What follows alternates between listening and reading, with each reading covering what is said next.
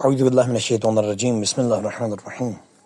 کتاب قرآن کریم میں اسلامی طرز تفکر کے خد و خال از رہبر معظم آیت اللہ سید علی خامنہئی، ایمان کے موضوع پر چوتھی نشست، عملی ذمہ داریوں کی ادائیگی کے ساتھ ایمان کی افزائش۔ بسم اللہ الرحمن الرحیم۔ وجاہدوا فی اللہ حق جہادہ هو اجتباکم وما جعل علیکم فی الدین من حرج ملت ابیکم ابراہیم هو سماکم المسلمین من قبل وفی هذا لیکون الرسول شہیدا علیکم وتکونوا شہداء علی الناس فاقیموا الصلاة وآتوا الزکاة واعتصموا باللہ هو مولاکم ونعم المولا ونعم النصیر۔ قرآن مجید کی ناقابل تردید ثقافت اور تعلیمات کے مطابق ایمان صرف ایک قلبی رابطہ اور تعلق نہیں ہے۔ یہ صحیح ہے کہ ایمان یعنی اعتقاد، اور اعتقاد کا تعلق دل سے ہوتا ہے، لیکن قرآن مجید ہر اعتقاد کو، ہر ایمان اور ہر قبولیت کو نہیں مانتا۔ خشک اور خالی قلبی ایمان، وہ ایمان جس کی کرن مومن کے اعضاء و جوارح میں دکھائی نہ دے، یہ ایمان اسلام کی نظر میں کوئی اہمیت نہیں رکھتا۔ جو لوگ یہ سمجھتے ہیں کہ صرف مومن ہو جانے سے، یعنی صرف اعتقاد رکھ لینے سے، بغیر عمل کے، بغیر کوشش کے، بغیر فداکاری کے مومنین کے بارے میں خدا کی نویدیں انسان کو مل جائیں گی، جو لوگ یہ گمان کرتے ہیں کہ جنت ایک قلبی معاملے پر دے دی جائے گی اور بغیر عمل کے زمین کی حکومت کو ایک امر قلبی پر دے دیں گے، نہ کہ عمل پر۔ خلاصہ یہ کہ جو لوگ یہ تصور کرتے ہیں کہ اگر عمل کو حذف کر دیں تو کچھ نہ کچھ ایمان باقی رہ جاتا ہے، وہ لوگ ان آیات کو اور دوسری آیات کو جو بعد میں تلاوت کی جائیں گی، قرآن کے دسیوں دوسرے موارد اور پورے قرآن میں اچھی طرح غور کریں، تاکہ دیکھ لیں کہ صرف وہ ایمان اسلام کی نظر میں اہمیت کا حامل ہے جو عمل کے ساتھ ہو، ذمہ داری کے ساتھ ہو، عہد و پیمان کے ساتھ ہو۔ اگر آپ کوئی ذمہ داری محسوس نہیں کرتے تو اپنے مومن ہونے پر شک کریں۔ وہ معاشرہ اپنی ایمانی ذمہ داریوں پر عمل نہیں کرتا، وہ اپنا نام با ایمان معاشرہ نہ رکھے۔ جن لوگوں نے قرآن سے یہ سنا ہے کہ وَلَا تَهِنُوا وَلَا تَحْزَنُوا وَأَنْتُمُ الْأَعْلَوْنَ إِن كُنتُم مُؤْمِنِينَ، یعنی سست نہ پڑو، غمگین نہ ہو، اگر مومن ہوگے تو سب سے برتر ہوگے۔ جن لوگوں نے قرآن کی یہ عجیب بات سنی ہے، جب وہ حقیقت کی طرف نگاہ کرتے ہیں تو دیکھتے ہیں کہ قرآن پر ایمان رکھنے والے سب سے برتر نہیں ہیں، بلکہ ہر غیر کے مرہون منت ہیں، تو تعجب کرتے ہیں کہ قرآن کے وعدے کو کیا ہوا۔ اگر کسی زمانے میں اس وعدے کو پورا ہوتے نہیں دیکھتے تو حضرت ولی عصر صلی اللہ علیہ وسلم کے ظہور کا انتظار کرنے لگتے ہیں۔ ان لوگوں کو بھی یہ سمجھانا ہوگا کہ ہاں، وعدہ الہی برحق ہے، مہدی موعود علیہ السلام کے دور ظہور میں بھی اور ہر اس جگہ پر بھی جہاں ایمان پیدا ہو جائے، لیکن وہ ایمان جسے قرآن عمل کے ہمراہ جانتا ہے، وہ ایمان جسے عہد و پیمان سے جدا نہیں سمجھتا کہ صرف ایک امر قلبی ہو۔ بنابراین جو ایمان اسلام میں معتبر ہے، یہ بات اسلام اور تشیع کے اعتقادی اصولوں میں سے ہے، وہ عمل کی طرف دعوت دینے اور ذمہ داری پیدا کرنے والا ایمان ہے۔ وہ ایمان ہے جو عملی عہد و پیمان کے ساتھ ہو۔ اگر عمل ساتھ نہ ہو تو اس کے نتائج کی توقع بھی نہ رکھیں، دنیا میں نصرت کے منتظر بھی نہ رہیں اور دنیا میں امن و امان کی بھی توقع نہ رکھیں۔ الذین آمنوا ولم یلبسوا ایمانہم بظلم اولئک لہم الامن وہم مہتدون۔ الذین آمنوا، وہ لوگ جو ایمان لائے، ولم یلبسوا ایمانہم بظلم، ستم اور ستمگری سے اپنے ایمان کو آلودہ نہیں کیا، اولئک لہم الامن، امن و امان ان لوگوں کے لیے ہے۔ وہ ایمان جو ظلم و ستم کے ساتھ ہو تحفظ نہیں دے سکتا، وہ ایمان جس کے ساتھ عہد و پیمان نہ ہو مومن کو نصرت نہیں دیتا، اس کی کامیابی کی ضمانت نہیں دیتا۔ اس کے لیے یہ ایمان خدا کی نصرت اور فطرت اور تکوین کے ذرات کی مدد لے کر نہیں آتا، دنیا کی خوشبختی اور کامیابی اور غرض دنیا اور آخرت کی جنت اس کے حوالے نہیں کرتا۔ آرام طلبی سے پیدا ہونے والے اوہام ہمارے اندر اس کے برعکس تلقین کرتے ہیں۔ یہ ایک صفت ہے کہ انسان کے اندر کہ وہ ہمیشہ آسان کام انجام دینے کی طرف جاتا ہے۔ انسان کے اندر سہولت طلبی اور سہل پسندی کی صفت پائی جاتی ہے۔ وہ دو کاموں کے اندر اگر اسے ایک کا اختیار دیا جائے تو جو زیادہ آسان ہوگا جس میں کم محنت کرنی پڑے گی، کم سرمایہ لگانا ہوگا، اسی کا انتخاب کرے گا۔ یہ انسان کی خاصیت ہے۔ عام طور پر انسان ایسے ہی ہوتے ہیں۔ یہ صفت، یہ انسانی خصلت، یہ خصوصیت ہم سے کہتی ہے اس کام کو قبول کرو جو زیادہ آسان ہو، جس میں خرچ کم ہو، جس میں محنت زیادہ نہ ہو۔ دوسری طرف سے مذہبی ایمان ہم سے کہتا ہے کہ جنت ہاتھ سے گئی، اس لیے کہ سہل پسندی بھی باقی رہے اور جنت بھی ہاتھ سے نہ جائے، اس کے لیے ہمیں بیٹھ کر کوئی فارمولہ بنانا ہوگا، ایسے فارمولے جو بیکار اور سست آدمی کو جنت تک پہنچا سکیں۔ ہم سستی کے ساتھ ہاتھ پر ہاتھ دھر کر ماضی اور مستقبل کے لیے بے غیرتی کے ساتھ غمخواری کر کے، غمخواری اچھی چیز ہے لیکن ایسی غمخواری جو بے غیرتی کے ساتھ نہ ہو، ہم اس منفی، پست اور فضول حالت کے ساتھ بیٹھ جاتے ہیں شفاعت کی امید میں۔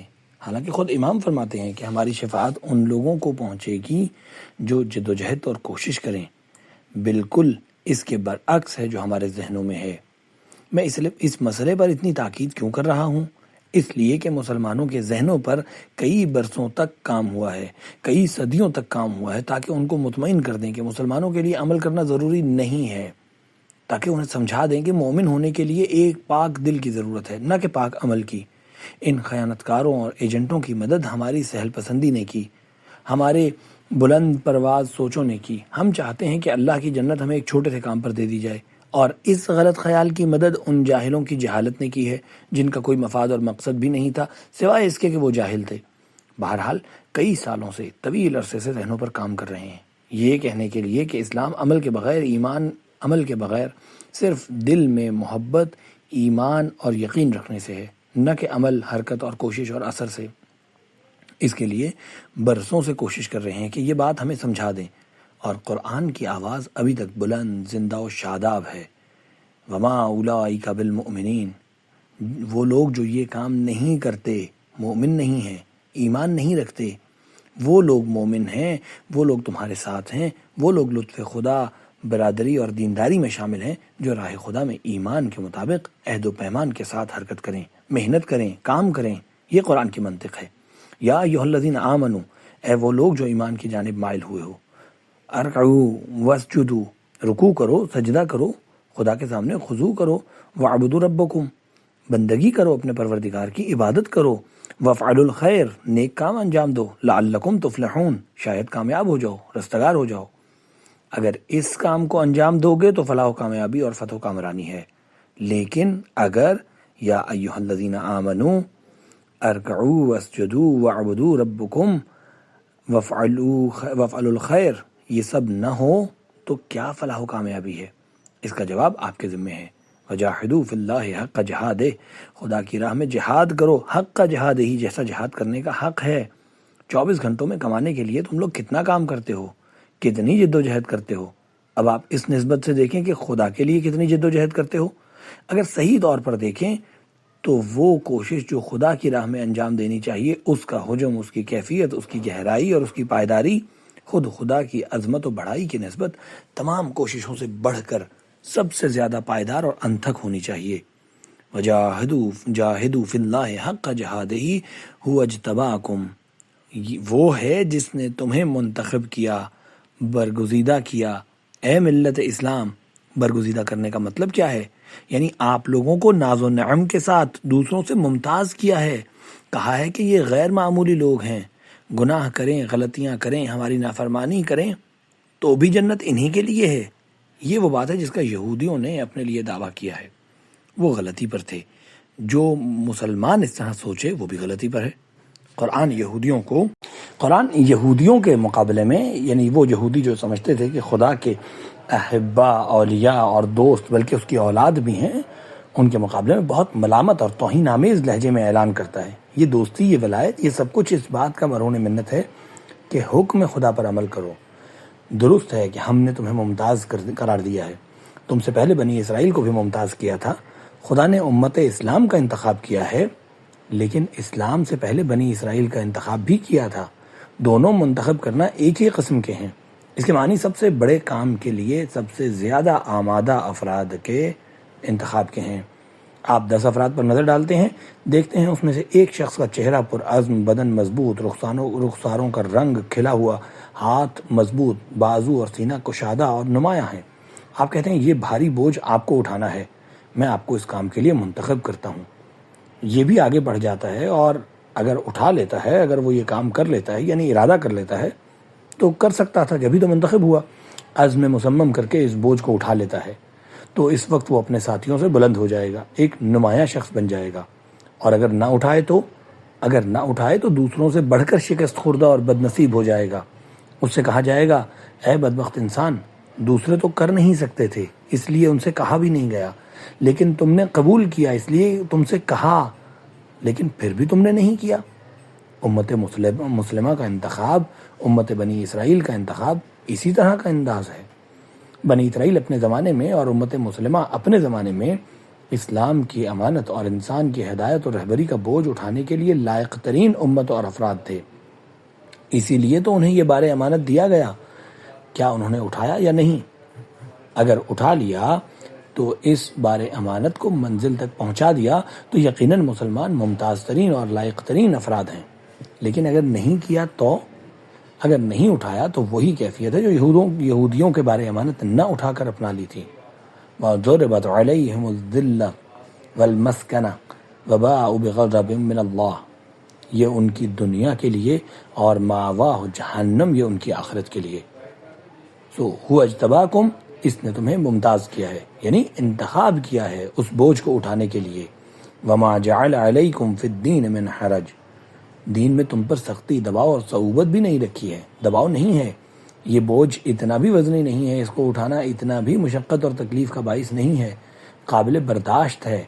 وما جعل علیکم فی الدین من حرج، دین کے کام میں تم پر کوئی حرج، کوئی صعوبت، کوئی دباؤ نہیں رکھا۔ ملت ابیکم ابراہیم، یہ وہی تمہارے باپ ابراہیم علیہ السلام کا دین ہے۔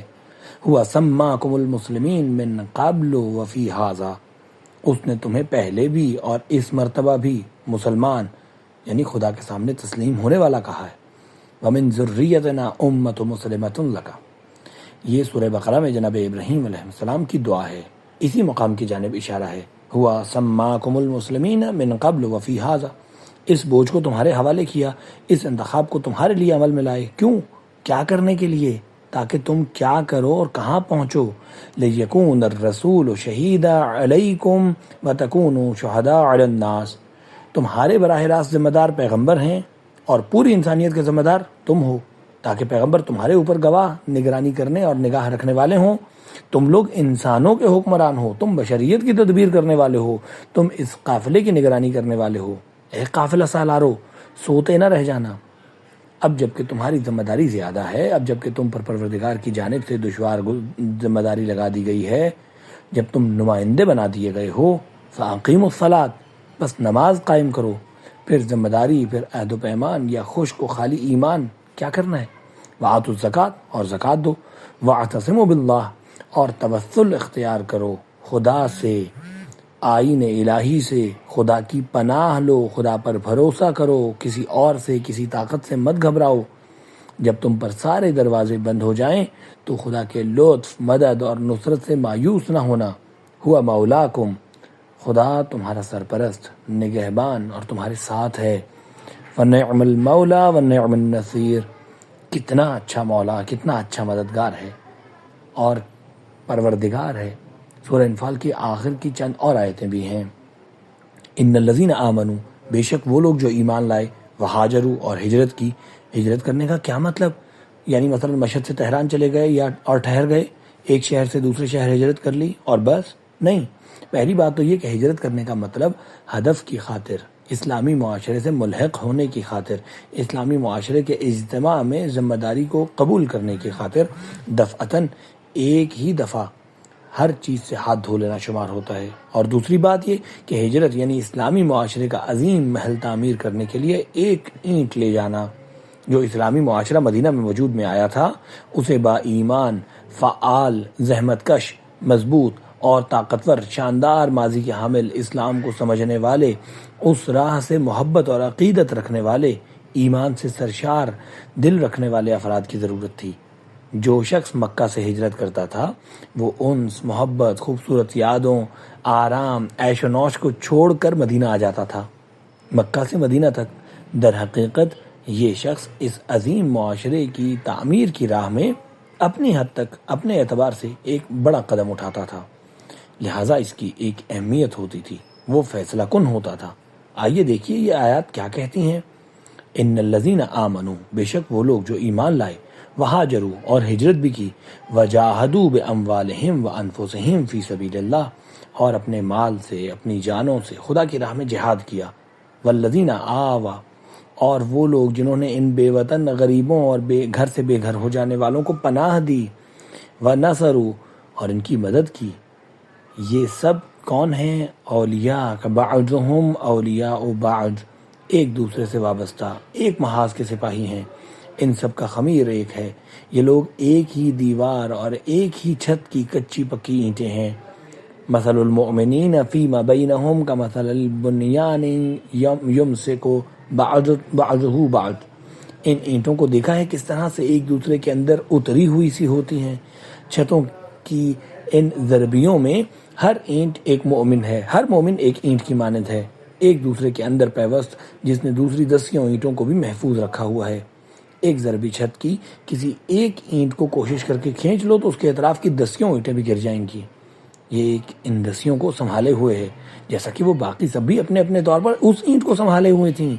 بعضهم اولیاء و بعض دوسرے بعض کے ساتھ باہم پیوست ہیں۔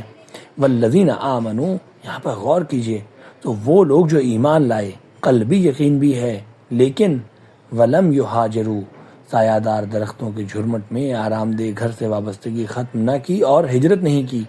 البتہ وہاں کے گھر سایہ دار درخت والے بھی نہ تھے، لیکن ولم یہاجروا، ایمان تو لے آئے لیکن ہجرت نہیں کی، اپنی ایمانی ذمہ داری پر عمل نہیں کیا۔ اور یہ لوگ کس طرح کے لوگ ہیں؟ ان کے بارے میں ارشاد ہوتا ہے، ما لکم من ولایتہم من شیء حتی یہاجروا، یہ تم سے جڑے ہوئے نہیں ہیں، یہ تمہارا حصہ نہیں ہے، تمہارے اور ان کے درمیان ولایت اور وابستگی نہیں ہے۔ کب تک؟ حتی یہاجروا، جب تک ایمانی ذمہ داری پر عمل نہ کریں۔ بھائی، خشک اور خالی ایمان تو دنیا میں بھی اثر نہیں دکھاتا، اسلامی معاشرے میں بھی کسی اثر کی بنیاد نہیں بنتا، آخرت تو بات ہی اور ہے۔ ما لکم من ولایتہم من شیء حتی یہاجروا، ایک دو آیات کے بعد فرماتا ہے، والذین آمنوا وہاجروا وجاہدوا فی سبیل اللہ، جو لوگ ایمان لائے، ہجرت کی اور راہ خدا میں جہاد کیا، والذین آوا ونصروا، اور وہ لوگ کہ جنہوں نے پناہ دی اور نصرت کی، اولئک هم المؤمنون حقا، وہی حقیقی مومن ہیں۔ ان کے علاوہ دوسرے کیا ہیں؟ جھوٹے مومن۔